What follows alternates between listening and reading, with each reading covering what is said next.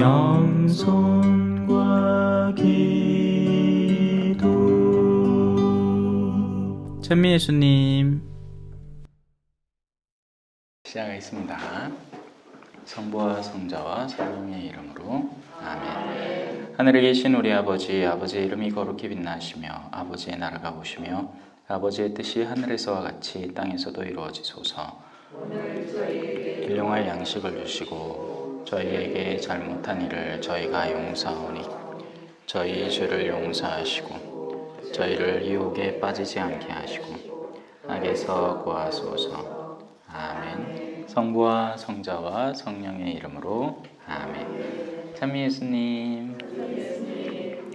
자, 우리 욥기 31장부터 들어가도록 하겠습니다. 제목이 무고선언. 나에겐 죄가 없다. 나는 무고한 사람이다. 라는 이야기를 합니다. 시작은 이렇게 시작합니다. 나는 내 눈과 계약을 맺었는데 어찌 젊은 여자에게 눈길을 보내리요. 사실 죄악의 모든 시작점은 죄를 구체적으로 짓는 그 구체적인 행동 이전에 이미 우리의 눈길에서, 그리고 눈길이 대표하는 것은 그 사람의 욕구가 대변하는 거죠. 무엇을 먹고 싶은지, 무엇을 하고 싶은지, 그리고 그런 욕구들로 인해서 수많은 충돌이 일어나고 결국 죄가 완료되게 됩니다. 하지만 그 시작점은 그러니까 미흡하다고 표현해야 되나요? 시작점은 굉장히 일상적이고 평범한, 그러니까 이 정도야 뭐 하는 거기서부터 누구나 시작되는 겁니다. 요즘 성지순례 철이죠. 네, 누구나 성지순례 가고 싶죠. 네. 그게 뭔 죄예요, 그죠? 네. 하지만 내 현실 상황과 전혀 부합하지 않는 어떤 욕구를 지니고 있을 때 그것을 들어주지 않는 대상에게 점점 화가 나기 시작합니다. 내 친구들은 전부 다 고급진 여행지를 갔다 왔는데 나는 그러지 못했을 때 갑자기 착한 남편이 숭악해 보이죠. 그거는 그 남편이 숭악한 게 아니고 그 자매가 마음이 벌써 삐뚤어진 거예요. 네, 이전까지만 해도 정상이던 남편이 어느 순간부터 달라져 온 겁니다. 사실 이런 일들이 많이 일어나죠. 어제까지만 해도 표정이 괜찮던 한 아이가 어느 순간 갑자기 나를 표독스럽게 쳐다봅니다. 그건 분명히 학교에서 무슨 일이 있었다는 거예요. 친구들한테 뭐 자기는 엄마 아빠가 용돈을 얼마를 준다느니 하여튼 그런 종류의 비교와 이런 그런 내면의 욕구가 성장해서 온 거죠. 그러니 오늘 아침에 나갈 때만 해도 순진하게 다녀오겠습니다 하고 기쁘게 인사하던 아이가 들어와서는 입을 꾹 다물기 시작합니다. 거기에는 뭔가 있다는 얘기죠. 자, 나는 내 눈과 계약을 맺었는데 어찌 젊은 여자에게 눈길을 보내리요. 네. 젊은 여자에게 눈길 보내는 것 자체가 죄가 아니에요. 네. 그럴 수 있어요. 저도 그러고 차 타고 가다가 이쁜 아가씨 있으면 봅니다. 아이고 참하다. 그거 자체가 죄가 아니에요.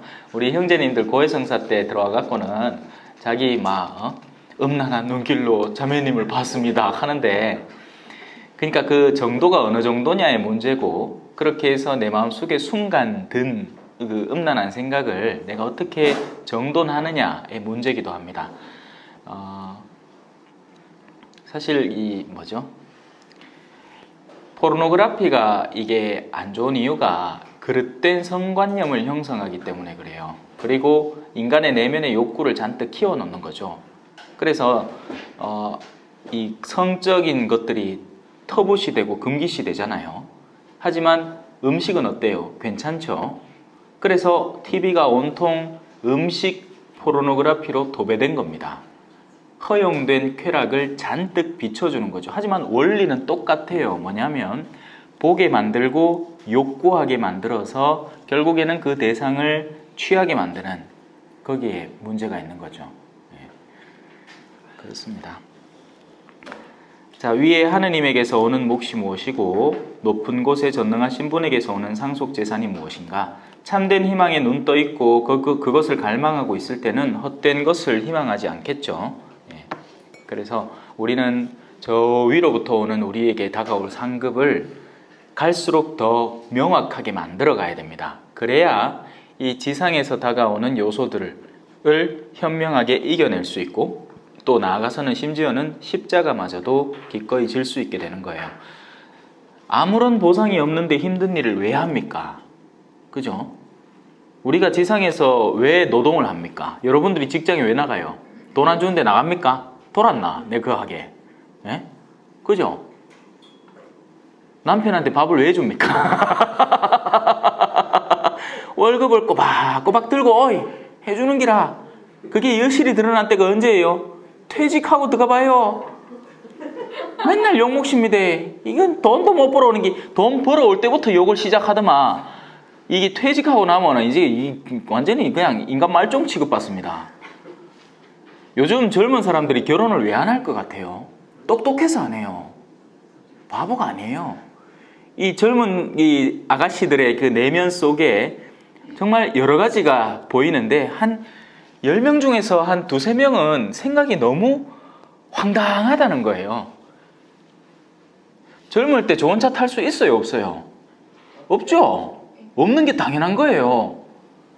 그 20대가 이제 갓 직장 정선에 뛰어든 남자가 뭔 돈이 있어가지고 좋은 차를 사요. 그래서 그 말이 생겨난 겁니다. 카푸어. 들어보셨습니까? 차는 좋은 거 사놓고는 가난한 사람인 거예요. 예? 차는 벤츠, BMW 이런 걸 뽑아요. 근데 그 차의 주인은 누구다? 은행이지. 그리고 그 남자는 그날로부터 은행을 위해서 헌신 봉사하는 남자가 되는 거예요. 그 은행 이자비 갚으려고. 그런 사람을 카푸어라고 부르는 겁니다. 이게 전부 다 허영의 문화가 우리나라에 잠식해 들어온 거예요. 우리가 언제부터 그렇게 살았다고요? 저희 아버지 처음에 산 게 오토바이였어요. 오토바이. 거기에 뒤에 어머니, 그 뒤에 형, 제일 앞에 내 요래 타고 댕겼다고. 그래도 행복했어요. 예. 뭐 차, 그 다음에 포니 사시지, 포니. 그러고 차 종류도 참 많이 바뀌었다. 예. 아버지가 제일 모직 다니셨거든요. 예. 그래 옛날엔 좀 살았습니다. 예? 아직도 얘기하신다. 당신이 왕년에 삼성에 일했다 하면서 제일 모직이 무슨 삼성 계열사라면서요. 예? 그걸 자랑으로 삼고 계십니다. 자, 그래서 우리의 본질적인 마음의 상급을 이 땅에서의 어떤 목적지로 두면 안 됩니다. 사람은 상급이 있으면 힘든 일도 거침없이 합니다. 그런데 그 상급의 한계점에 도달하는 거죠. 세상 사람들은 그 상급이 지상에서 돌아오는 무엇인가로 결정됩니다. 거기에서 멈춰버리면 세상 사람이 되는 거예요. 그래서 아무리 세례를 받고 성당을 꼬박꼬박 나온다 하더라도 그 모든 것 안에 이 세상의 실질적인 혜택이 자신에게 돌아오는 사람이라면 이미 받을 상을 다 받아버리게 된 겁니다. 어떤 봉사단체에 정말 열심히 일했는데 그 목적 자체가 정말 누군가를 위한 헌신이나 하느님의 말씀에 대한 진정한 봉사가 아니라 그런 일을 하고 나면 누군가 나중에 박수를 짜자자자자작 쳐준다는 거예요.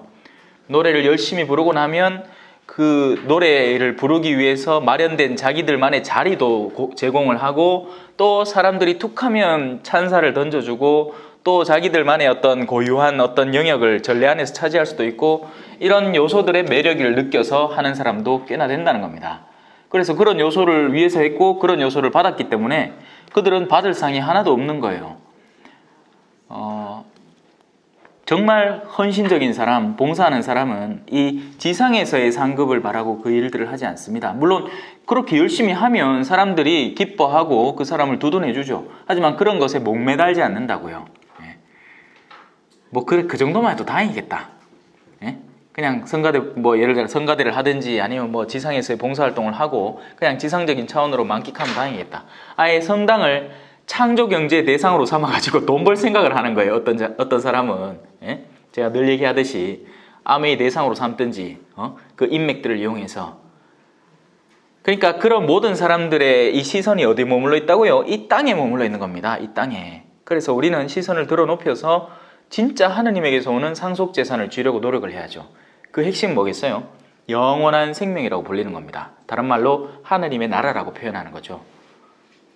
근데 요즘은 신자 생활을 하면서도요, 바로 그 위로부터의 영역에 둔감해져 있어요.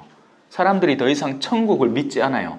예수님의 복음 선포의 핵심은 하느님의 나라의 도래였는데 지금의 사람들은 이 지상의 유토피아를 꿈꾸기 시작합니다. 네, 안타깝게도요. 자, 그 정도 넘어갑시다.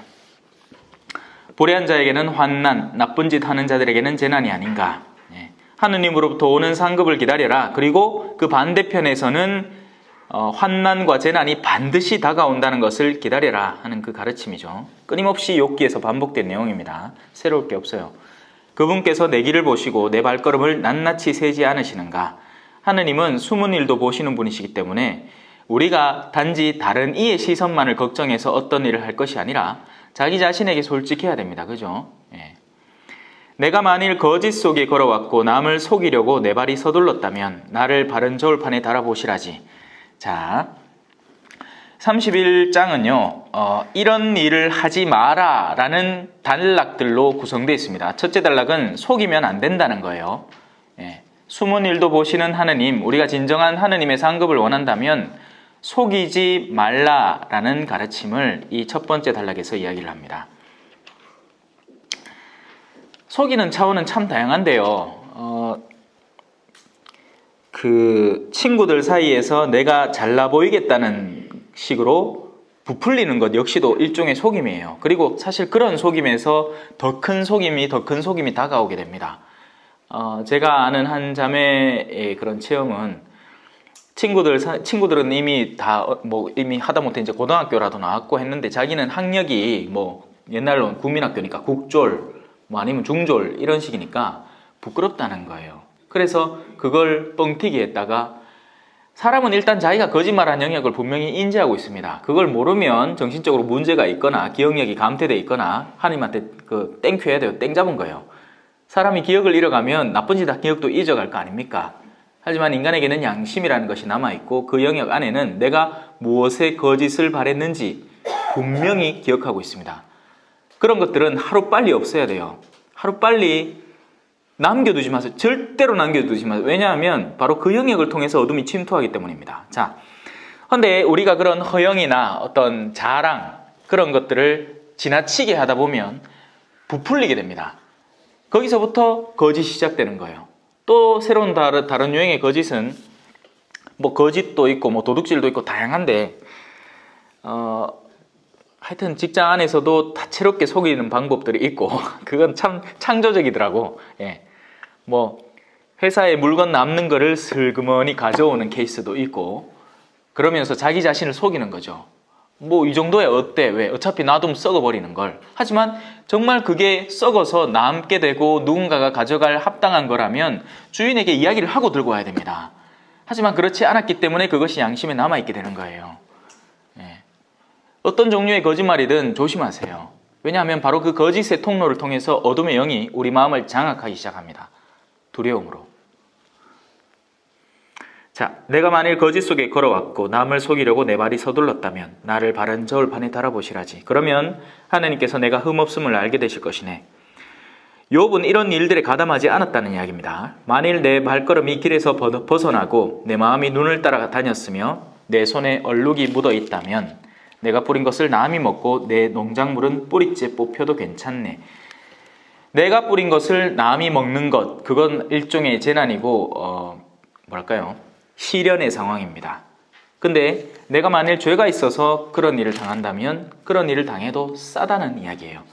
사실 우리가 현세에 당하고 있는 일 중에 거의 대부분은 우리의 지난날의 과업의 이 수정을 위한 단계들입니다. 이거 무슨 말이냐면 예를 들어서 한 나이 지긋하신 어머니가 고해소에 들어와서 우리 며느리가 내한테 그리 섭섭하이 합니다 하는데 속담 개구리 올챙이적 기억하지 못한다. 가마보마 지도 똑같이 했는 기라 저거 시어머니한테. 그렇게 해놓고는 인자 시어머니 세상 떠나고 없고 지가 시어머니가 돼가 군주제 왕자에 딱 앉아가 이제 며느리를 좀 부릴락 하는데 그놈 며느리라고 말을 듣나 그래. 그래 이제 그걸 당하고 있는데 자신 안에 내재하는 그 합당한 권위에 대한 그 반발, 그 꼬롬하게 그 되갚던 그 내면의 그 부족함들을 자기가 지금 깨닫지를 못하고 있어서 자기가 무슨 거대한 십자가를 자기 혼자 지고 가느냐, 자기가 어마어마한 의인인 양 생각하는 거예요. 큰 착각이죠. 자, 그래서 우리가 현세에서 겪는 적지 않은 일들은 우리의 과거의 수정을 위한 하나님의 원대한 계획 속에서 일어나는 겁니다. 그래서 정말 십자가를 지는 사람은 굉장히 부족합니다, 여러분. 만약에 사람이 십자가를 지기 시작할 때는요, 사람들이 구원을 받습니다. 그 사람을 통해서요. 그게 십자가예요. 흠없는 이가 자발적인 고통을 수행해 나갈 때 그 고통의 상급을 통해서 누군가가 득을 얻습니다. 반드시요. 우리가 진실된 기도 안에 빠져들 때 뭐 계획 잡아놓고는 7천 벌기 10주년 계획 해가지고 10주년 동안 하루에 20단씩 기도 바치어가 그런 건 기도가 아니에요. 그런 건 기도가 아닙니다, 여러분. 내가 정말 하나님에게 주파수를 맞추고 그분의 의지를 내 안에 수용할 때 그 의지는 내 안에서 일을 시작합니다. 그 일은 사람마다 달라요. 저는 사제니까 지금 이 일을 하고 있는 거죠. 여러분은 각자의 가정에서, 각자의 직장에서, 각자의 생활의 반경에서 그 일이 시작이 되게 됩니다. 반드시 그렇게 돼요. 그게 하나님의 뜻을 수용한 자가 드러내는 소위 말하는 열매를 맺는 행위인 거죠. 도끼가 이미 나무뿔에 닿아 있으니 너희는 회개에 합당한 열매를 맺어라. 말로만 회개를 외치고 그냥 신심 행위에만 가담한다고 너희가 회개한 표를 내지 말고 그런 건 진정한 회개가 아니다. 회개 딱 해놓고는 오늘도 술 수시 먹고 마누라한테 구박 받았잖아. 그게 뭔 회개냐고. 성당만 열심히 다닌다고 회개가 아니라고. 그 회개에 합당한 열매를 맺어야 하는 거죠. 정말 내가 하나님을 사랑한다는, 내가 정말 이웃을 향해서 돌아서 있다는 그 표를 구체적인 실천의 행위로 드러나야 하는 겁니다. 당연히 배우자부터 시작해야죠. 자, 그래서 십자가 지는 사람 사실 얼마 안 됩니다. 여기 이제 그런 구도로 돼 있어요. 이렇게 했다면 그렇게 될 것이다. 이렇게 했다면 그렇게 될 것이다. 두 번째, 다른 이의 배우자를 탐내면 안 돼요. 만일 내 마음이 여인에게 끌리어, 근데 끌리는 정도로 끝난 게 아니죠. 내가 이웃의 문을 엿보았다면, 성가대 조심해야 됩니다. 제가 농담처럼 얘기하지만 많은 케이스가 일어나요. 그리고 태권도장 사범 조심해야 됩니다. 젊은 엄마들은. 얼마나 친절하고 매력적인지, 몸도 좋아. 그래, 아침마다 와갖고 어머니 안녕하세요, 잘 보살피고 다시 돌려 넣을게요 하고 막 노란 차 몰고 와갖고는 친절하게 하면 저 남편은 무뚝뚝한데 막 마음이 살살 녹는 기라 아마. 큰일 나. 조심하시소. 여하튼 여인의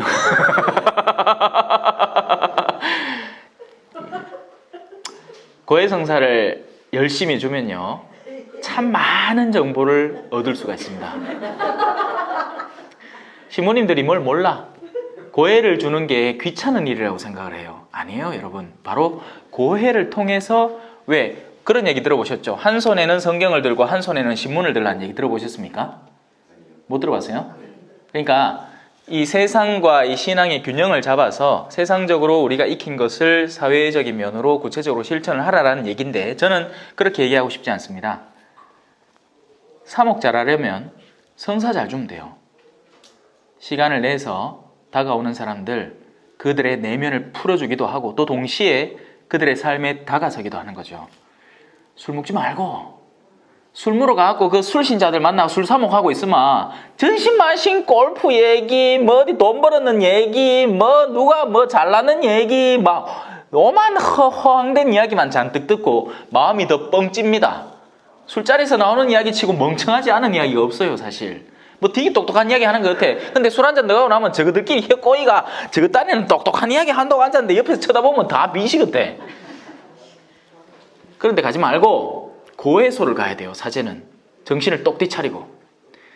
혹시나 이 영상을 보시는 우리 보좌 신부님들이나 젊은 신부님들은 세상을 배우고 싶으면 고해소에 가십시오. 거기만큼 세상이 우리에게 가까이 다가오는 곳이 없습니다. 자, 다시 돌아올까요? 내 아내가 남을 위해 맷돌을 돌리고 다른 이들이 그 여자를 범해도 괜찮네. 뭐 그런 짓을 당해도 싸다는 거겠죠. 물론 그런 일을 당하면 안 되죠. 다른 이들이 내 아내를 범하면 됩니까? 하지만 그 정도로 내가 억울한 일이나 어떤 그 해악을 당해도 마땅하다는 것이죠. 그것은 추행이요 심판받아 마땅한 죄악이기 때문일세. 아까도 얘기했지만 단순히 그냥 음란함이 문득 드는 것, 그러니까 우리 사고 안에서 불쑥불쑥 솟아오는 어떤 본능의 자리가 있습니다. 본능. 이건 막을 수 없는 거예요. 조건반사라고 하죠. 걔가 맛있는 음식을 딱 본다. 소세지를 하나 딱 봤다. 그러면 침이 질질질질 나옵니다. 예. 이래. 그건 본능의 영역이에요. 어쩔 수가 없는 겁니다. 남자도 여자도 그렇게 만들어져 있어요. 다만 이제 그걸 느끼는 방식 자체가 다른 거죠. 남자는 시각적, 청각적, 촉각적 그런 데 기민하게 반응하는 거고, 여자분들은 이 소설책 그레이의 50가지 뭐 회색인가? 아닌데. 그레이의 50가지 회색인가? 아닌데. 그레이가 회색인데. 헷갈린다. 하여튼 그런 책들, 성적인 묘사를 글로 적어낸 책들을 보면 어머야 드라마틱하다 하면서 그 책이 막 얼마나 팔리는지. 드라마 애인 이런 거 남자들은 앞만 봐봐야 저 뭐 잘생겼다고 그 유동근 그때 막 난리 났습니다. 막 자매님들이 난리가 난기라. 겨울 연가 이런 거 일본에 잘 나가는 이유가 일본 여자들의 로망이 그 안에 다 담겨 있기 때문이에요. 예. 여하튼 그런 건 본능이에요. 본능. 그 본능에서 이제 우리의 이 의식적 영역으로 다가오게 됩니다. 그래서 본능을 아예 다스릴 수 있는 훈련이 필요하겠죠. 걔들도 훈련시키면 본능을 넘어서서 어떤 활동을 하잖아요. 기다려 하면 기다립니다. 왜? 훈련받았기 때문이죠. 그래서 본능은 훈련시켜야 하는 거예요. 본다고 다 느껴버리면 이상하잖아. 안 되지. 그래서 그 본능을 훈련시키는 겁니다. 신학교 기간이 이제 그런 거죠. 기도하는 훈련. 왜냐하면 기도 힘들거든요. 기도 빡십니다. 기도 진짜 해본 사람은 다 아는 건데 기도 처음에 할 때 빡십니다. 누구나 처음부터 뭐 기도를 사랑해서 하는 사람 잘 없어요. 훈련이 되니까 하는 거죠. 그래서 지금의 이 어르신들의 그 기도에 대한 그런 모습은 당연히 존중받아 마땅합니다. 묵주기도를 쉬지 않고 끊임없이 할 수 있다는 것 그 자체는 일종의 훈련이 이루어져 있다는 것이죠. 죄를 짓기 위해서는 그 죄를 짓는 대상의 경중, 중요도, 그리고 대상에 대한 인지, 그리고 의지가 포함되는 겁니다. 그래서 이 본능이 아무리 자극되었다고 해서 내가 그에 대해서 의지를 동하지 않으면 그냥 그 자체로 그냥 가라앉아 버리고 마는 거죠. 근데 이제 이 적지 않은 가톨릭 신자분들은 여기서부터 이제 죄스러움을 느끼는 거죠. 그러니까 막 성사보러 오는 거예요. 그러지 않으셔도 돼요. 또 어떤 사람은 없는 죄를 만들어 짓습니다.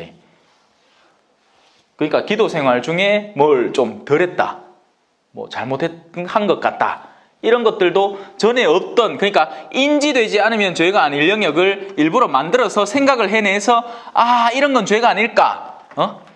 금육에 우리 치매 걸린 어머니가 야야 며느라 내가 오늘 고기를 좀 먹고 싶네 하고, 그래 그 어머니 안대가 금요일인데 고기를 총총 썰어갖고 국에 넣었는데 맛본다고 입에 매끌어 고기 쪼가리가 내가한테 씹히는 게야.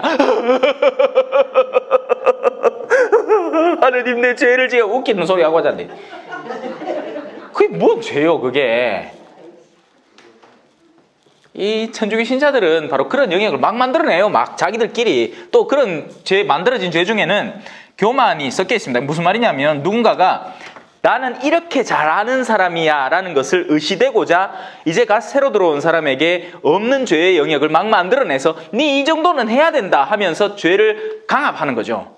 못해 빠진 사람들이에요. 아주 그냥. 그런 사람 누군지 아십니까? 하늘나라의 열쇠를 꼭 쥐고는 자기도 안 들어가고 자기도 불만스럽게 살아. 자기도 기쁘지 않아요. 표독스럽고 모나고 못됐다고. 근데 남들은 이제 같이 신앙생활을 해서 기쁜데 그 기쁨의 영역 안에 이제 막 들어가려고 준비를 하는데 그 사람 앞을 떡 가로막고 서가지고는 야, 니 기도 다 외웠어? 이렇게 하고 앉았는 거예요. 기도 못하면 하늘 못 들어갑니까? 에? 기도 못하면 하늘 못 들어가요? 나 왜 안 와? 가끔가다 삼종기도 까먹는데 하늘 못 들어가겠네. 전혀 상관없다고요. 자,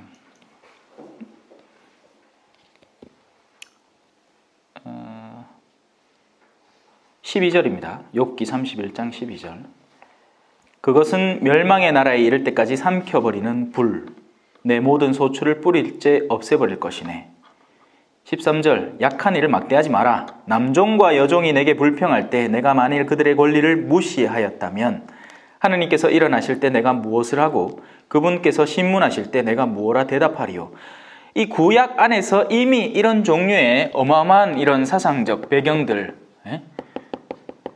우린 뭐 신약에 와서야 뭐 남녀가 평등해지고 뭐 올바른 평등의 개념이 잡히고 그럴 것 같죠? 아니에요. 이미 하느님은 일찍부터 우리에게 그런 것들을 가르쳐 오고 계셨던 겁니다. 그 문화권 안에서. 지금이라고 뭐 종이 없어요. 고용관계 속에서 주인과 종이 엄연히 존재합니다. 다만 그 지불 수단이 옛날에는 밥이나 먹이면 됐고 집이나 줬으면 잘자리나 줬으면 그걸로 만족했던 게 오늘날에는 이제 월급을 주면서 그걸 해야죠. 하지만 주인은 어때요? 최대한 안 주는 게 짱이죠. 예? 주인은 자신의 이익을 증대하기 위해서 그들의 복지 따위는 고려하지 않는 겁니다. 합법적인 선에서 최소를 챙겨주면 그만인 거예요. 월급도 최저시급이라는 게 있잖아요. 그것만 챙겨주면 끝인 거예요. 그냥 나머지는 다 자기 주머니에 들어가야 되는 거죠. 그런데 여기는 그런 종들이 불평할 때 그들의 권리를 무시할 수 없다고 가르칩니다. 뭐 구약의 하느님이 다르고 신약의 하느님이 다른 게 아니에요. 다만 구약의 사람들이 좀 더 뭐랄까 덜 깨어 있었던 셈인 거죠. 예. 자, 어머니 배에서 나를 만드신 분이 그도 만드시고, 이게 얼마나 이 평등의 가장 기본 조건이겠어요. 그죠? 하느님으로부터 선물 받은 모두 동등한 존재들.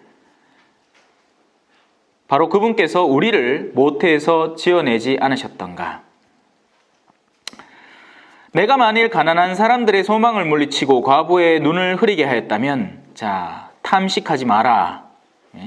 내 빵 조각을 나 혼자 먹고 고아는 그것을 얻어먹지 못하였다면, 물론 가난한 이를 돌보라는 것도 포함되죠. 내 어릴 때부터 그는 내가 아버지인 양 내 곁에서 자랐고 내 어머니 뱃속에서부터 나는 그 여자를 이끌었지. 내가 만일 헐벗은 채 버려지니 덮을 것도 없는 가련한 이를 보았는데 그의 허리가 나를 축복하지 않고 그가 양털로 따뜻해지지 않았다면, 성문에서 지지를 받으라 여기며 내가 고아에게 손을 휘둘렀다면, 이제 또 폭력을 다루고 있습니다. 내 어깨가 죽지에서 떨어져 나가고 내 팔이 팔꿈치에서 부러져도 괜찮네. 의지할 데 없는 자를 함부로 대하는 모든 태도를 포함시키는 겁니다. 물론 그 가운데 대표적인 것으로 이제 폭력인 거죠. 폭력은 비겁한 이의 언어라고 생각할 수 있습니다. 예. 비겁한, 용기가 없는 거예요. 대화를 할 용기가 없고 자신의 내면이 대화를 통해서 드러날 용기가 없는 사람이 쉽고 빠른 문제 해결의 수단으로 삼는 것이 폭력입니다. 그래서 당연히 뭐 힘센 사람이 힘 약한 사람을 패죠. 그래서 젊을 때는 남자가 여자를 패고 나이가 들면 여자가 남자를 팹니다. 구타당하는 남편들이 많아요.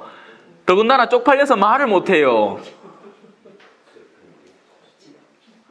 막 후드를 팬다 했긴 해. 그리고 그 폭력은 비단 이 물리적인 힘의 행사로만 이루어지지 않습니다. 말도 폭력이에요. 자기 자식들 앞에서 아빠를 아주 나쁜 사람이라고 욕하는 자매는 그 폭력을 행사하고 있는 겁니다. 설령 그 남편이 뭐 정말 남편이 사악한 경우 제외하고 근데 그런 사람이 짜더라 몇 명이나 되겠습니까? 이 세상에. 정말 근본부터 사악해가지고 인간의 근본도 모르고 아무 도리도 없고 나날이 알코올 중 그럴 것 같으면 결혼을 하지를 말지. 안 그래요? 물론 그래 그렇게 그 정도 사악한 사람이면 이미 성폭행애가 임신시키가 그래 둘이 살고 있을지도 몰라. 그건 정말 예외적인 경우고요. 통상적인 경우는 둘이가 이제 사랑을 하고 이제 사는데 남편에게 마음에 안 드는 부분이 있고 그런데 이제 그걸 자식들한테 언어로 쏟아넣는 겁니다. 끊임없이 그 명예를 실추시키면서요. 그러면서 이 자식들이 자기를 사랑할 거라고 생각해요. 아니에요. 자식들도 생각이 있어요. 그리고 지켜보는 눈이 있죠. 말로만 설득되는 게 아니라는 겁니다. 분명히 그 행실이 있다는 거예요. 그 엄마가 자기 남편을 자기 자녀들한테 미친 듯이 욕하고 있는 그 엄마가 일상생활에서 정말 친절하고 온유하고 나긋나긋하고 사랑스러울까요? 웃기지 말라 카이소. 친척 눈앞에 있을 때는 그래요 하고 나가자마자 저는 못 가시나 다시 나오지 마라 하는 걸 옆에 자식들이 듣고 있다는 겁니다. 그걸 한 번 듣고 두 번 듣고 하다 보면 우리 엄마가 이상한 사람이구나 하는 관념이 확실하게 형성되게 돼요. 속일 수 없는 행동인 거죠. 사람은 입으로만 말하는 게 아니라 삶으로 얘기를 합니다. 자, 그래서 때리지 마세요. 서로 간에 말로도 때리지 말고 그 책 제목 있죠? 꽃으로도 때리지 말라고 김혜자 그 배우가 썼잖아요. 제 신학생 중에 한 명이 제가 신학교 다닐 때 후배 신학생 한 명이 형, 그 김혜자 씨가 쓰는 꽃으로도 때리지 말라는 책 있잖아요. 그게 우리 군대에 있었는데 내 선임병이 그 책으로 날 때렸어요. 감사.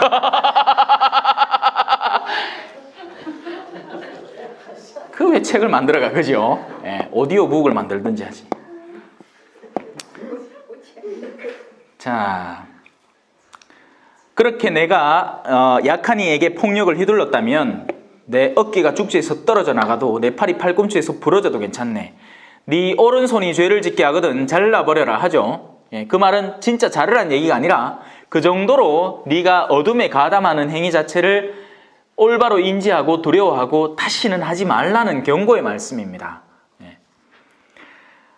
자, 23절 하느님의 파멸이 나에게는 두려울 수밖에 없고 그분의 어미를 내가 견뎌내지 못할 것이기 때문일세. 자, 그 다음 탐욕입니다. 내가 만일 황금에다 내 신뢰를 두고 순금을 나의 믿음이라고 불렀다면 이것이야말로 진정한 오늘날의 우상 숭배의 근거가 되는 구절입니다.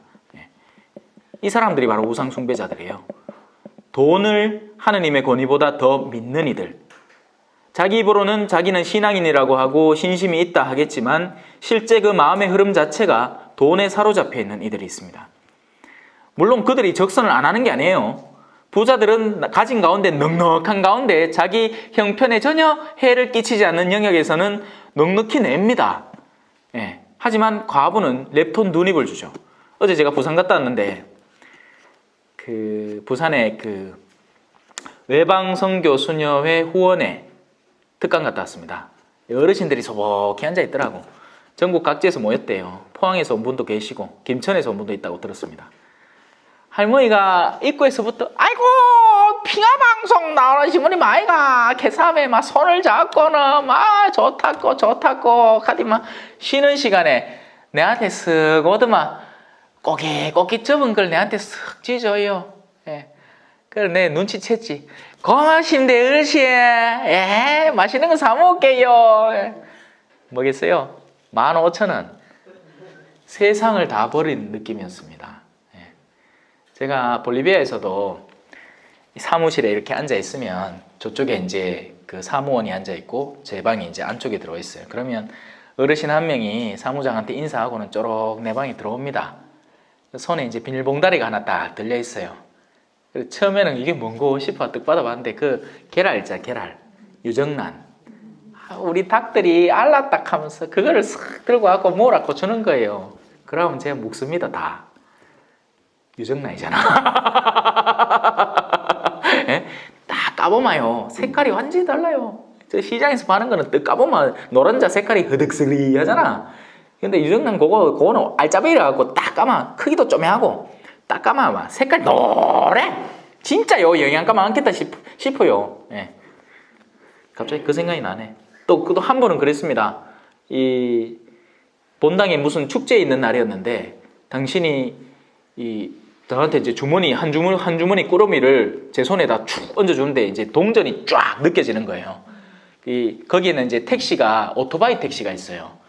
그래서 이제 그분은 자기 오늘 내가 이제 이거 많이는 못하지만 늘 자기가 결심한 게 있다고 하루 버려드린 걸 온전하게 바치고 싶다면서 저한테 이제 바치는 거예요. 동전, 무대기. 뭐 그거 짜더라 뭐 얼마 되겠노? 그래요. 이 믿음이 행위를 결정합니다. 그러니까 얼마를 내느냐가 중요한 게 아니라 얼마나 하느님을 신뢰하느냐가 중요한 거죠.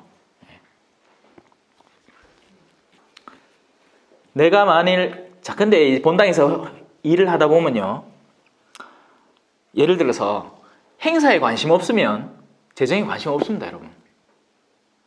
왜냐하면 모든 돈은 행사로 다 나가거든요. 밥값, 선물값, 무슨 값, 교통비, 버스비, 그거 가고 식대 뭐 이런 것들이 다 돈이에요. 행사를 안 하면 돈 쓸 일이 없습니다, 성당에서. 물론 성당의 기본 물값, 뭐 전기세, 또 기본 제구들 이런 거 있죠. 여러분 제구들은요 서로 보호는 안락합니다.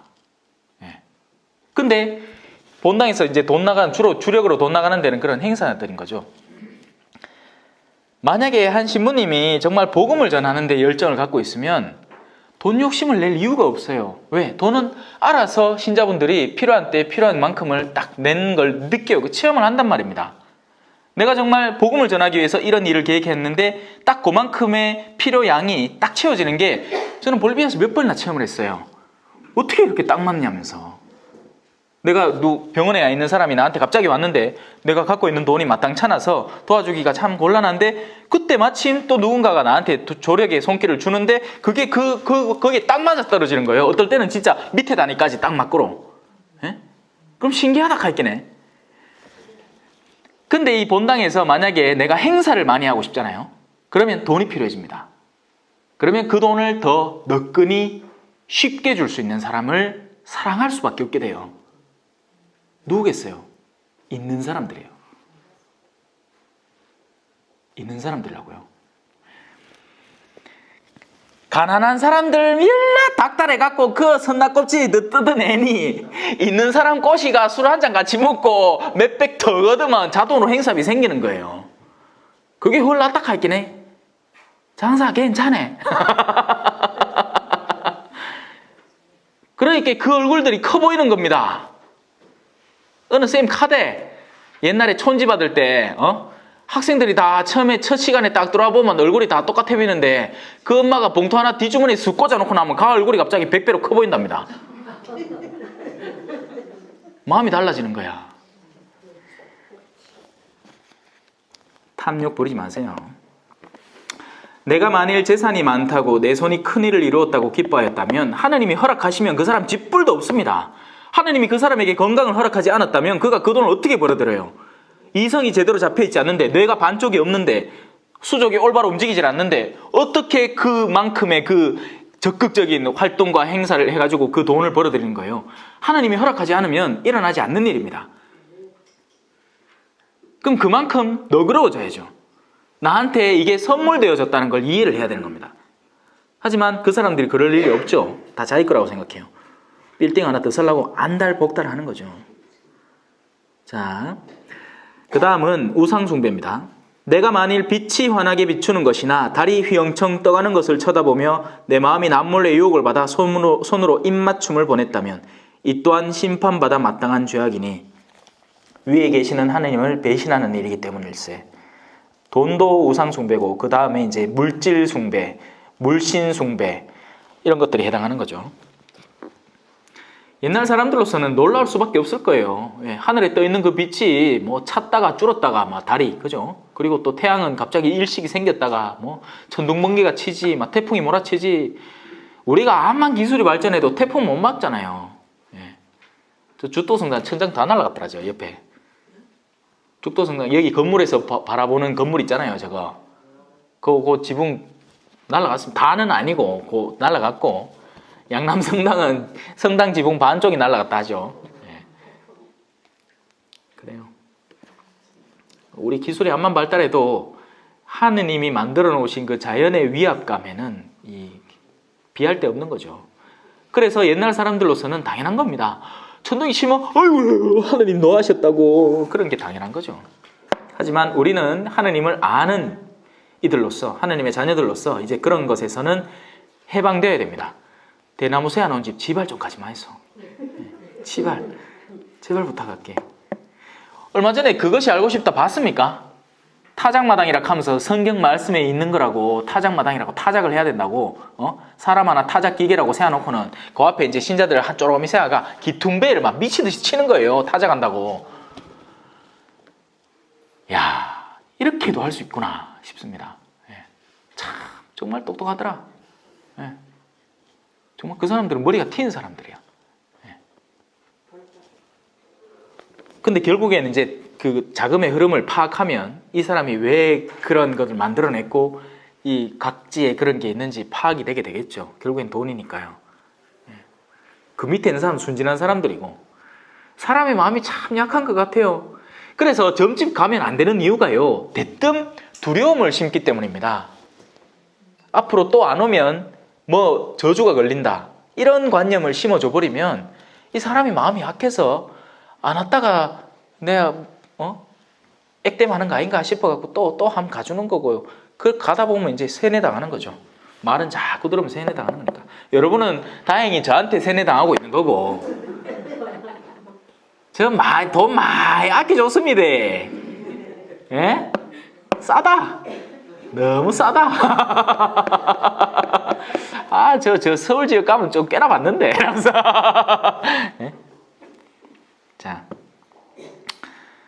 내가 만일 원수들의 불운을 기뻐하고, 자, 복수 금지에 대한 내용입니다. 그에게 불행이 내리는 것을 즐거워하였다면, 시간이 정말 벌써 지났네. 10분간 쉬시고 다시 합시다. 어쩐지 주의력이 훅 떨어지더라. 복수 금지로 들어가겠습니다. 29절입니다. 내가 만일 원수의 불운을 기뻐하고 그에게 불행이 내리는 것을 즐거워하였다면, 이런 거 즐거워하는 사람 많아요. 예. 요즘은 뭐 인터넷에 어떤 그 기사가 올라오면 댓글들이 올라오는데, 그러니까 원수도 아니에요. 그러니까 사람에 대한 극단의 증오를 너무나 쉽게 드러나는 문화가 활성화되어 있습니다. 예. 뭐 정말 잔인한 표현들 중에는 말하기도 그렇다. 여튼 우리는 적으로 일단 만들고 나면 그 사람이 불행해지기를 바랍니다. 그래서 그 첫 마음부터 바로 잡아야 되겠죠.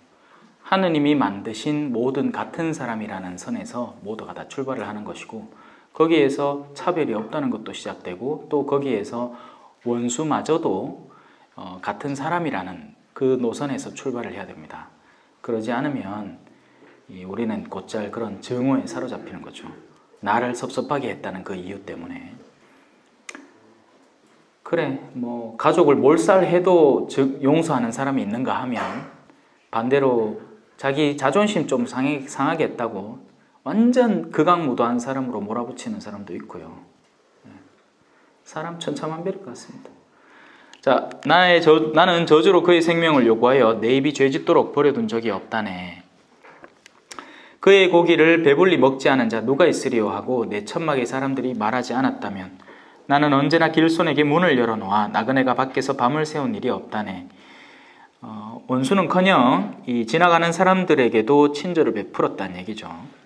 내가 만일 내 죄악을 가슴속에 숨겨 사람들이 하듯 내 잘못을 감추었다면, 내가 만일 큰 군중을 두려워하고 여러 가문의 경멸을 무서워하여 잘못을 감추려 입 다물고 문을 나서지 않았다면, 사람들을 두려워하는 거죠.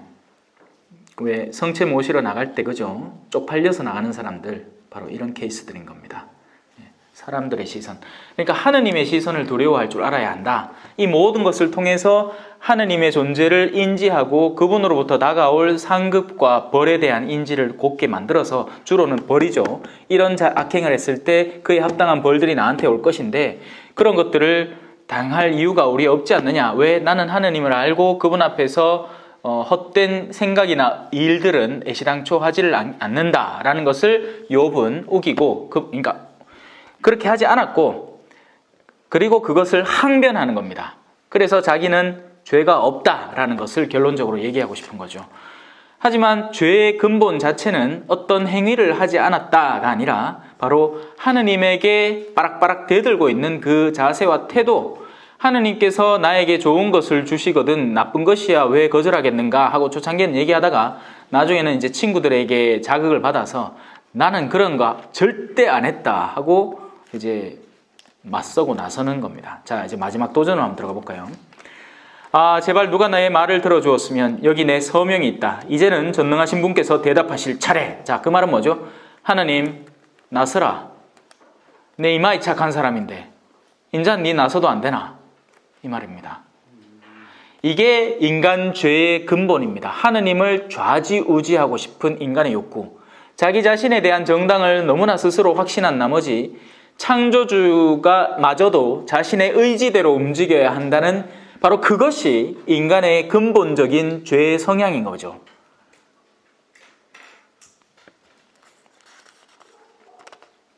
나의 고소인이 쓴 고소장은 어디 있는가? 나 그것을 반드시 내 등에 지고 다니며 면류관처럼 그것을 두르련만. 그래서 예수님은 가시 면류관을 쓰셨는지 몰라요. 그분께 내 발걸음을 낱낱이 밝히고 나 제후처럼 그분에게 다가가련만.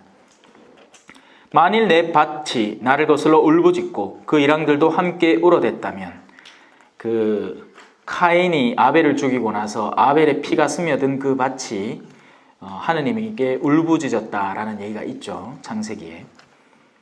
내가 만일 값을 치르지 않고 그 수확을 빼앗으며 그 주인들을 상심하게 하였다면 밀 대신 엉겅퀴가 나오고 보리 대신 잡초가 자라도 괜찮네. 이로써 욥이 드디어 말을 끝냅니다.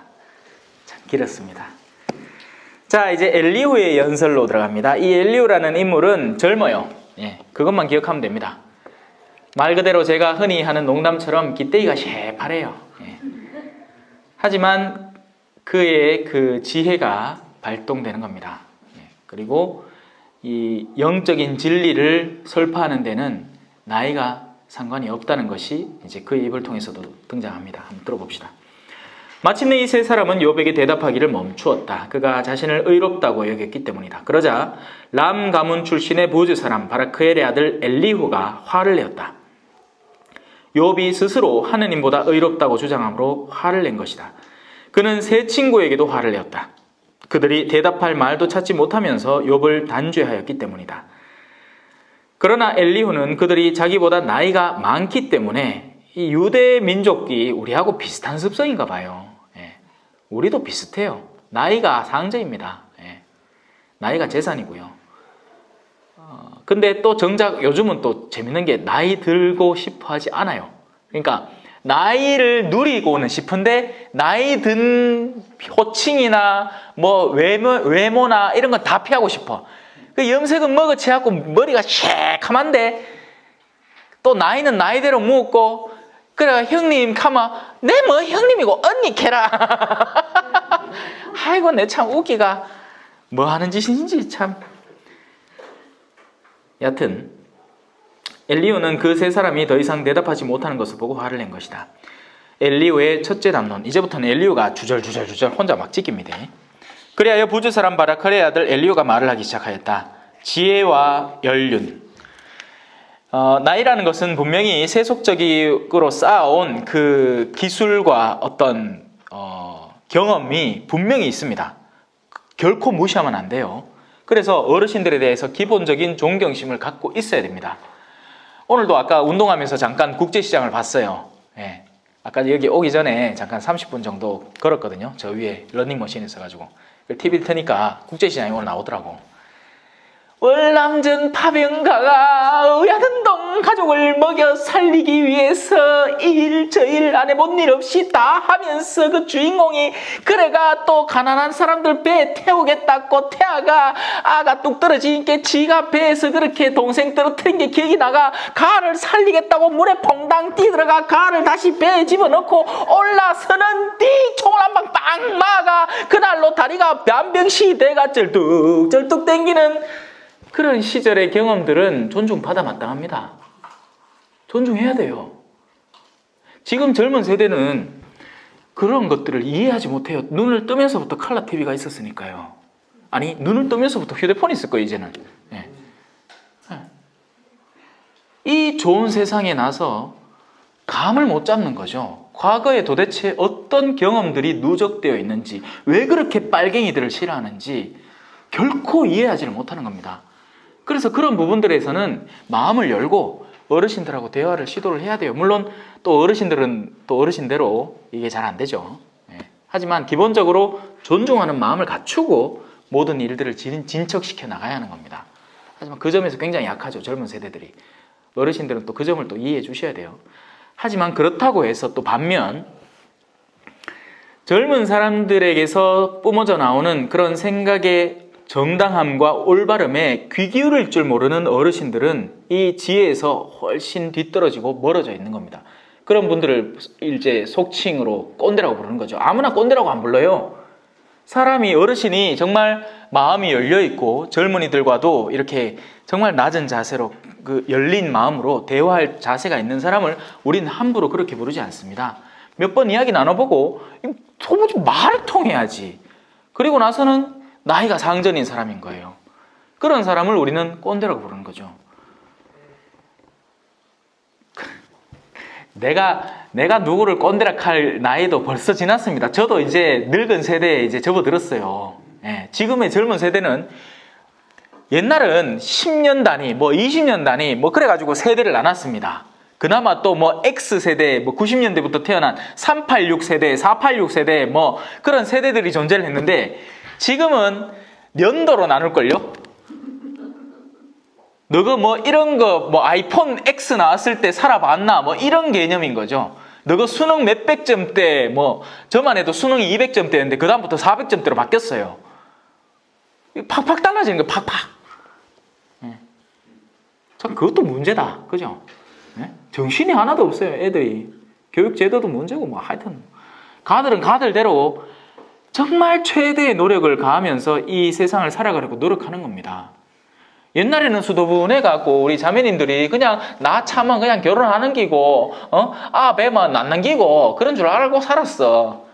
근데 지금은 온갖 사고들이 난무를 하는 세대에 최대한의 살 방법을 찾아서 자기 그래도 낳은 자식을 사랑 안 하는 게 아니고 사랑하죠.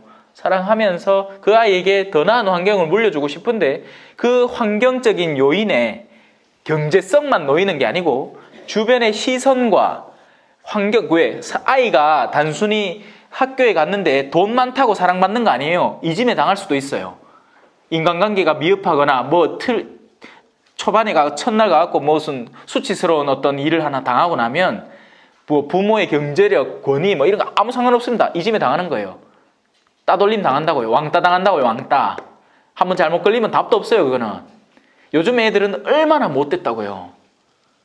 물론 옛날도 못됐겠지만 옛날은 못돼도 어른에 대한 존경이 있었고 동네에서 함부로 까불다가는 어르신한테 회초리 맞고 그랬으니까 겁이 나왔고 안 그랬는데 지금 애들은 똑똑해진 나머지 자신 안에 품어져 있던 야성이 뿜어져 나온다고요. 그냥 문명화된다고 사람이 선해지는 건 아니에요. 착각하지 마세요. 문명화가 되면 철두철미하게 그어져 있는 선을 인지하고 그것을 피해가면서 죄를 짓습니다. 제가 지금 요즘 이제 넷플릭스라는 인터넷으로 바라보는 방송 프로그램이 있는데 그 안에서 저는 이제 다큐멘터리를 이제 주로 보는데 베트남 전쟁이라는 10부작 다큐멘터리가 있습니다. 전쟁이 어떻게 일어났고 미국이 어떻게 대처를 해서 그 정치권의 싸움에 젊은이들이 얼마나 희생되어 왔는지에 대한 서술이 쭉 이루어지더라고요. 밑에 아들은 순진한 아들이라 가라카이 갔고 싸우라카이 싸웠고 미친 듯이 막 싸우다가 나오라카이 나왔어. 만신창이가 된 그 세상에 이 들어갔다 나오는 동안 세상이 바뀌어 있는 거예요. 반전 운동이 그때 미국에서 막 적극적으로 일어나고 하는데 뭔 얘기를 하려고 하다고 내가 문명의 비밀이라는 파트가 있습니다. 무슨 말이냐면 기독교 신자고 마을에서 정말 어르신을 존경하는 한 젊은이가 총대를 메고 베트남에 갑니다. 전쟁을 치르고 동료가 죽는 걸 보고 이제 베트남인들, 북베트남 베트콩이라고 하죠. 베트콩. 예? 베트콩들이 얼마나 잔혹하게 자기들을 살해하는지를 바라보고 날아오는 폭탄을 피하고 정신머리가 하나도 없는 가운데 자기가 갖추고 있던 문명이라는 비닐이라고 표현하더라고요. 영어로는 문명의 비닐인데 그 한국 번역에는 문명의 허식. 그게 벗겨지는 시간에는 불과 얼마 걸리지 않더라는 거죠.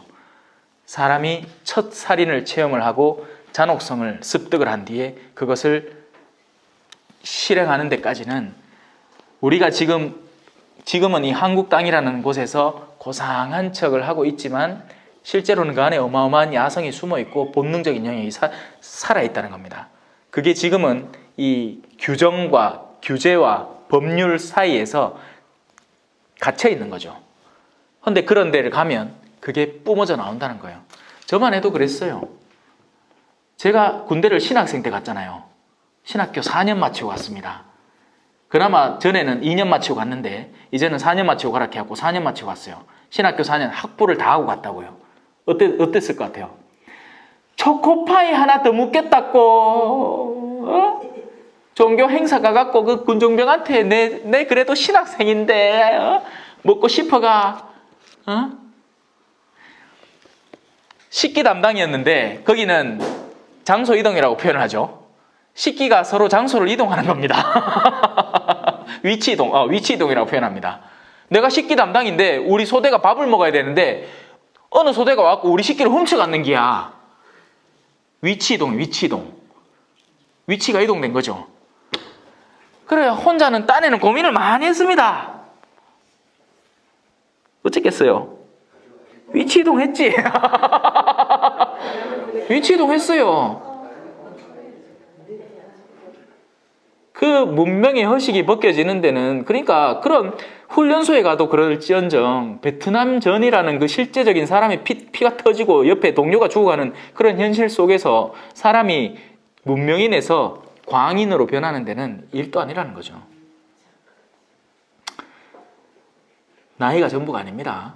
자, 연륜은 존중받아야 됩니다. 그 안에 쌓인 경험은 존중받아야 돼요. 하지만 그 다른 한편으로 젊은이들이 하는 그 합리적인 사고에 열려 있어야 됩니다. 거기에는 어르신들이 바라보지 못하는 현세 세상을 바라보는 지혜와 관점이 녹아들어 있어요. 그래서 열려 있는 사람이 되는 것이 중요합니다. 그리고 가장 근본적으로 하느님에게 열린 상태를 유지해야 됩니다. 거기에서 진짜 지혜가 나오거든요. 바로 욥의 오류는 뭐였다? 그 하느님에게 항변하고 억울해하고 그 하느님에게 점점 다쳐가는 모습을 드러내면서 자신의 오류를 드러내는 거죠. 의인은 의인인데 나쁜 짓은 안 했지만 선하지도 않은 거예요. 하느님의 뜻에 열려있는 선에 깨어있지 않았던 거죠. 선을 안 한 건 아니에요. 기부금 내고 가난한 과부 돌보고 과부 돌봤어요. 하지만 그런 휴머니즘적인 인간의 말고 하느님에게 열려있는 상태의 선을 아직까지 깨닫지 못한 상태에 있는 거죠. 욥은. 자, 그래서 이 엘리후가 그 점에 대해서 이야기를 합니다. 저는 나이가 어리고 여러분은 연로하십니다. 지금도 마찬가지입니다. 저보다 젊은 사람 한 명밖에 없다. 맞지요?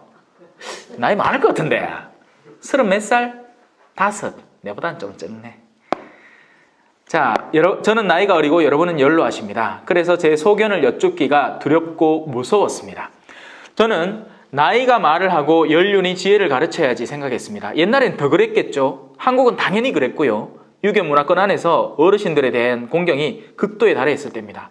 그런 때 입만 뻐끗하다가는 툭 죽어 날아간다. 그렇지만 사람 안에 있는 영이, 제가 늘 강조하는 바죠.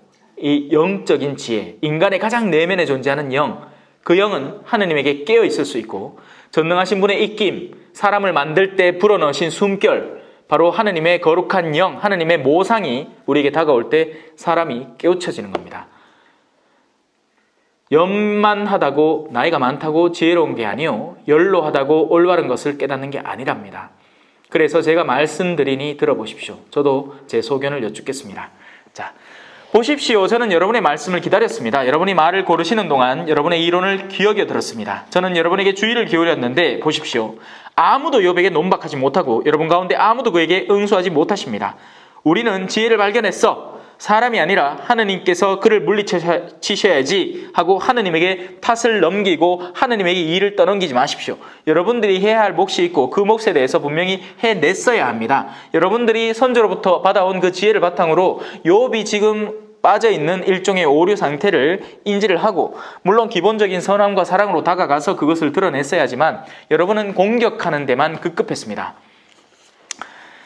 그가 저에게 말을 걸지 않았기에 저는 그에게 여러분의 언설로 대답하지 않으렵니다. 그들은 당황하여 더 이상 대답하지 못하고 말문이 막혀버렸네. 그들이 말을 못하고 더 이상 대답하지 못하고 서 있는데 나도 기다려야 하나. 이제는 나도 내 몫으로 대답하리라. 나도 내 의견을 제시하리라.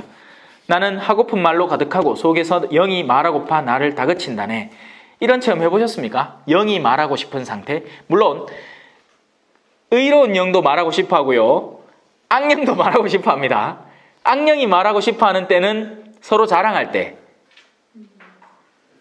서로를 과시하고 서로에 대한 험담을 나누고 싶어 할 때, 뭔가 호기심거리가 생겨가지고 그런 이야기들을 나누고 싶어 할 때는 성령이 얘기하는 게 아니에요. 악령이 나를 자극하는 겁니다. 그리고 나는 그 악령의 움직임에 포문을 열어버리면 그때부터 말을 하는데, 여러분 그런 체험 해본 적 없습니까? 이 말은 안 할라 했는데 훅 튀어나와 보이는 말. 상대에 대해서 어떤 약점을 잡고 있는데 그건 내가 존중해야 되는 영역인데 이 말을 시작하다 보니까 어머야 말이 헛나쁜데 하지만 늦은 거예요. 이 사람의 이 영은요 민감하거든요. 그래서 어떤 누군가에게 해악이 되는 종류의 말을 사실 그런 말을 꺼내도록 유도하는 사람이 있습니다. 그 사람이 사실 제일 나쁘죠. 어떤 모임 자리에서 자기가 먼저 해. 아이고, 요거 안 들으려고 했는데 들리다 하면서 그 데레사 자매 있나 하면서 이제 포문을 여는 거예요. 자기 측의 비밀을 먼저 꺼내는 거죠. 하지만 그 비밀은 안전빵입니다. 얘기해도 괜찮은 영역이에요. 그걸 터내는 이유는 뭐냐? 마중물인 거죠. 마중물. 펌프질 해봤죠? 물 한 그릇 부으면 그때부터 이제 그 펌프에서 물이 나오는 겁니다. 상대는 그 마중물을 받고 이거 재밌겠는데? 근데 또 여러 가지를 자극시키는 거예요. 나도 얘기하고 싶은데 나도 이런 재밌는 거 아는데. 그래서 누군가에게 또 자기 기준점이 있죠. 근데 그 기준점을 말을 꺼내면서 넘어버리는 거예요. 하지 말았어야 될 어떤 이야기를 훅 꺼내버린 겁니다. 그날로 그 부부가 싸움이 나기 시작하는데 얘기하지 말았어야 될 어떤 것을 얘기를 한 나머지 그 아내가 의심을 품기 시작하고 남편과 미치도록 싸우는 거예요. 그날부터. 사악한 영에 휘둘려 버린 거죠. 하지만 그 첫째 탓은 어디 있다? 유혹에 걸려든 나에게 있는 거예요. 영의 탓을 할 게 아니에요. 영은 유혹을 하고 그 기회를 이용할 뿐이에요. 자, 넘어갑시다. 그래서 그 거룩한 영은 우리를 말하게 하고 싶어 하는 겁니다. 속에서는 영이 말하고파 나를 다그친다네. 내 속은 바람꿈. 자, 근데 지금 이 엘리후는 바로 그 영이 하느님의 지혜가 쏟아부어져서 그들에게 쏟아내놓고 싶은 말이겠죠. 그러니 좀 주의를 기울이고 들어볼 필요가 있습니다. 내 속은 바람구멍 없는 술통 같고 새술 부대처럼 터져버리려 하네. 속이 후련하게 말을 해야지. 입술을 열고 대답해야지. 어떤 인간의 편도 들지 않고 어떤 사람에게도 아첨하지 않으리라. 이 부분에 있어서 제가 이제 자주 마주하는 부분입니다. 저의 장점은 뭐냐면요. 어떤 공동체에 파견되어서 특강을 하러 가면 그 공동체를 모른다는 게 장점이에요. 왜? 알면 절대 이야기를 못하는 이야기들이 있어요. 그 본당 신부님은 알기 때문에 그 신자들을 절대 그렇게 가르칠 수가 없는 겁니다. 레지오에 대해서 한마디 하고 싶어요. 너무 뒤틀려 있고 엉망진창인 거예요. 서로 험담하고 싸우고. 하지만 거기에 입을 댔다가는 신자들이 우 들고 일어서는 겁니다. 하지만 제 장점은 그 어떤 인간에게도 얽매일 이유가 없는 거죠. 그렇기 때문에 자유롭게 그 표정들을 읽으면 보이거든요. 거기에 필요한 내용들을 이야기할 수 있는 거예요. 사실 뭐 지금도 크게 다르진 않아요. 제가 여러분들의 주임 신부는 아니잖아요. 그러니까 여러분들의 본당에서 일어날 법한 일들 아주 자연스럽게 얘기할 수 있는 겁니다. 누가 누군지 모르는 게.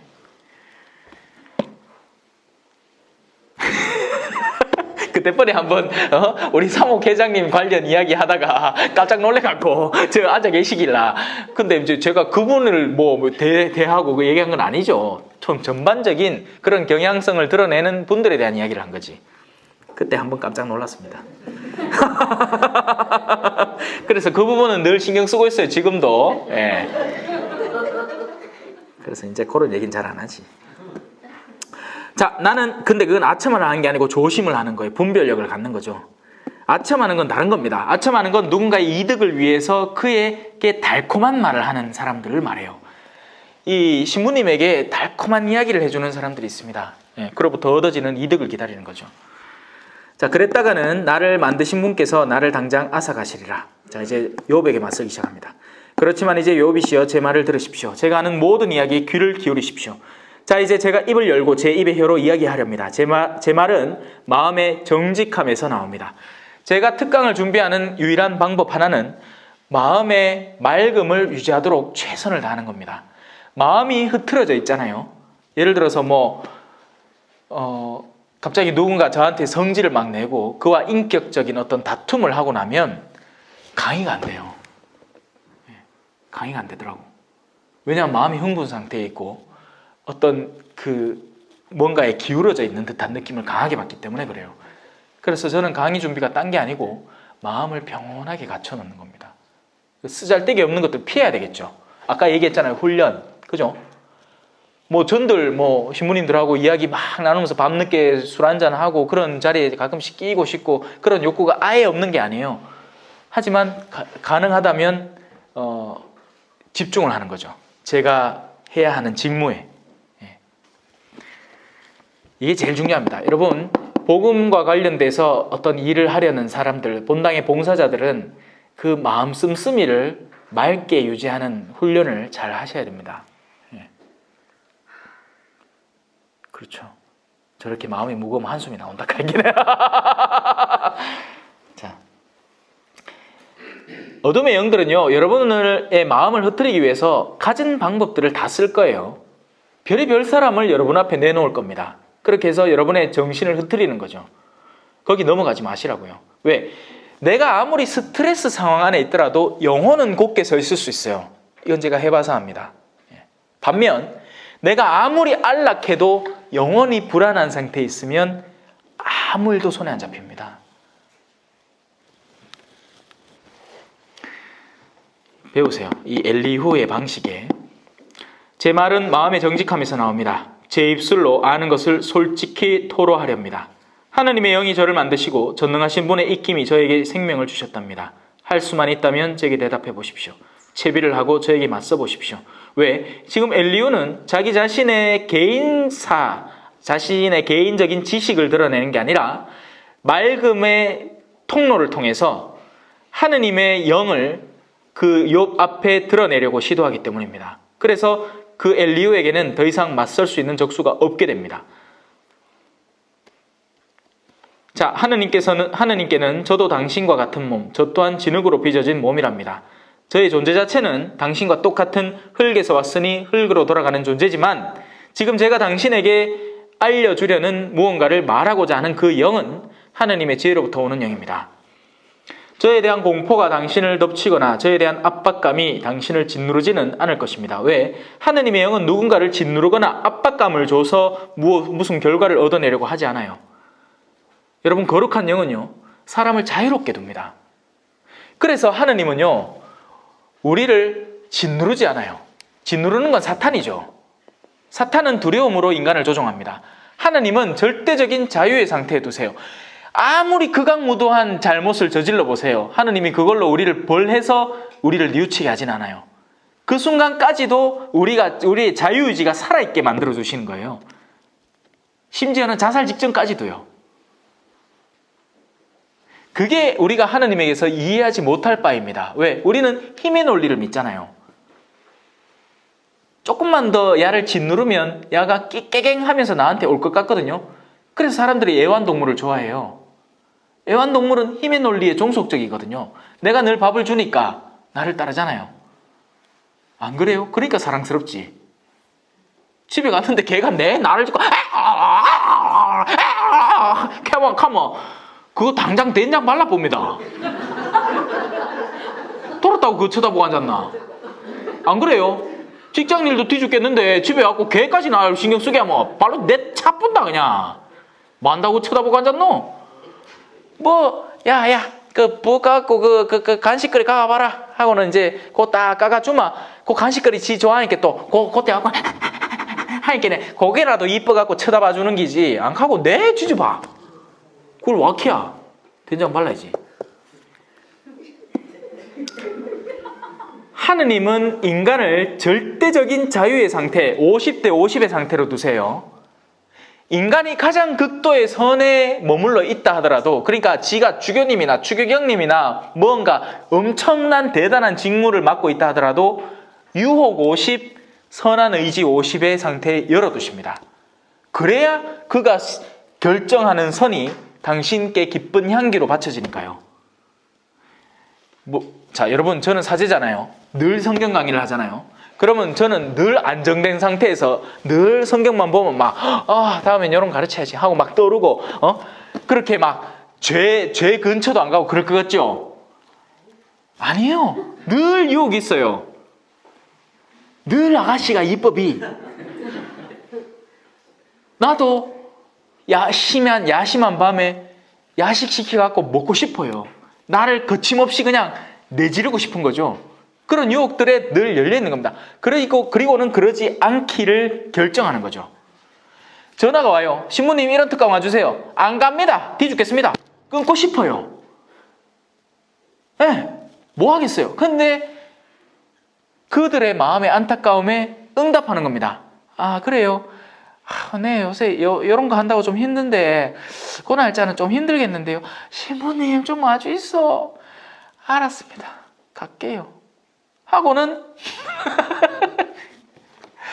지금 내일 또 와달라고 문자 왔습니다. 성모 울타리 내일 오후 2시에 뵙겠습니다. 하용수 요한 사장님이 직접 문자 보냈네. 왜 하겠어요? 가야지. 내일 쉬는 날인데. 쉬기는 걸렸네. 저녁에도 또 원래는 내일 쉬기로 했거든요. 성경 강의를. 난 한글날이 쉬는 날인지 또 몰랐네 또.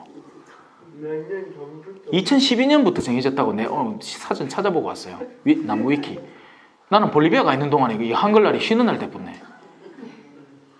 난 그래 긴가민가 한 거예요. 네? 그래 문자 보냈지. 저 사무국장 신부님한테 내일 쉬는 날 맞아요. 이렇게 쉰다 하네. 쉬기는 큰일났네. 자, 계속 갑시다. 그래서 하나님은 절대 이런 종류의 공포로 우리를 압박하지 않습니다. 그래서 이 엘리후도 욥에게 그런 일이 있을지는 않을 거라고 얘기를 하죠. 그래서 그가 솔직하게 듣고 분별하란 얘기예요. 내 말을 듣고 내 말에 설득당해서 그 긍정성을 향해서 나오든지 아니면 계속 그 부당함 속에 머물러 있든지 알아서 하라는 얘기입니다. 욥의 잘못. 그렇지만 당신은 제 귀에다 이야기하셔 저는 당신의 말소리를 들었습니다. 나는 결백하여 잘못이 없고 순결하여 죄가 없다네. 그런데도 그분께서 누구 하느님께서는 내게서 아주 못된 관리인처럼 못된 은행원처럼 그 흠결 하나를 찾아내서 구실을 찾아내시어 나를 당신의 원수로 여기시네.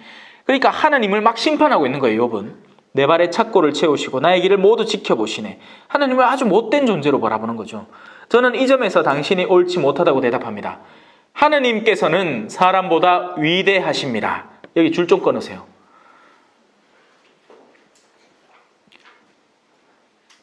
그래서 결론, 하느님에게는 맞서는 것 자체가 그릇된 행위가 되는 겁니다. 여러분 아무리 억울함을 당하고 아무리 세상 속에서 한탄당하고 시련을 겪더라도 우리가 순교자의 정신을 배우자 하는 것은 바로 그 점입니다. 순교자는 죽음을 수용했어요. 하느님을 저주하지 않고. 어찌하여 당신은 그분과 싸우십니까? 그분께서 사람의 말에 낱낱이 대답하시지 않기 때문입니까? 그러면 대답을 해야 됩니까? 기도했는데 하나님이 대답 안 한다고 왜 성질 냅니까? 왜 초에 심지가 다른 사람은 천사 모양으로 변했는데 나는 그냥 똥을 빼라고 화내십니까? 그게 뭐라고? 하나님께서는 한 번 말씀하시고 또 두 번 말씀하십니다. 다만 사람들이 알아채지 못할 뿐. 하나님은 끊임없이 우리 삶의 과정으로, 우리 삶의 사건들로, 우리 주변의 사람들의 목소리로 끊임없이 대답하고 계세요. 하나님은 6살짜리 발음이 안 되노. 하나님은 6살짜리 아이의 입을 통해서 나에게 다가와서 아빠 오늘은 일찍 들어와 라고 말씀하십니다. 우리가 알아듣지 못할 뿐이었죠. 설마 그게 하나님의 목소리일까? 그냥 철딱선이 없는 내 아이의 철없는 칭얼거림이겠지 하고는 개무시한 겁니다. 그리고는 그날 밤 사고가 나죠. 그리고 그 사건을 계기로 불륜이 그리고 가정 불화가 눈덩이처럼 불어나는 어둠이 닥쳐오는 겁니다. 우리가 귀를 열었었다면, 우리가 바라볼 줄 알았었다면, 사람들이 깊은 잠에 빠져 욕구에 빠져 있는 사람들은 영원히 잠들어 있는 사람들입니다. 돈 벌고 싶은 욕구, 쾌락의 욕구, 술자리의 흥겨움에 빠져 있는 이들, 험담의 즐거움에 빠져 있는 그 모든 영혼들은 잠들어 있는 영혼이에요. 자, 사람들이 깊은 잠에 빠져 자리 위에서 잠들었을 때 꿈과 밤의 환상 속에서 환상 속엔 그때가 있다. 모든 것이 이제 다 뿡 가지고 있어도 완전히 맛이 가가 지 혼자 있다. 지금 지 꼬라지 보고 진짜가 애라고 시부린다. 환상 속의 그대 경상도 버전. 완전히 맛이 가가 지 혼자 있다. 천지빛깔이가 다 뿡 가지고 있어.